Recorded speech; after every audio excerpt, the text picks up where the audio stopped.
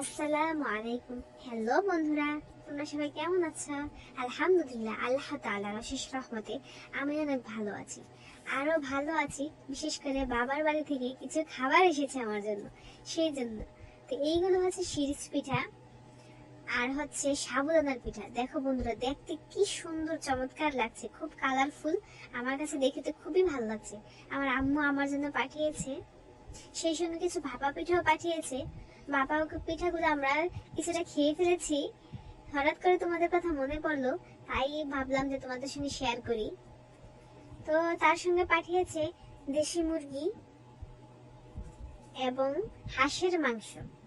এই হাঁস এবং দেশি মুরগি আমার আম্মু বাড়িতেই লালন পালন করতো, সেগুলো জবাই করে আমার জন্য পাঠিয়ে দিয়েছে। আমার হাজবেন্ড ও বাড়িতে গিয়েছিল, আমার বাবার বাড়িতে, তো আমার জন্য আমার আম্মু সেগুলো পাঠিয়ে দিয়েছে।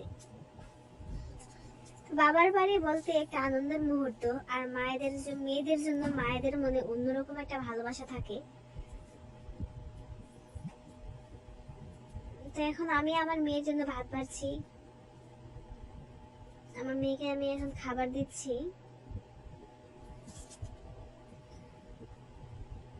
ধন্যবাদ সবাইকে। আসসালামু আলাইকুম।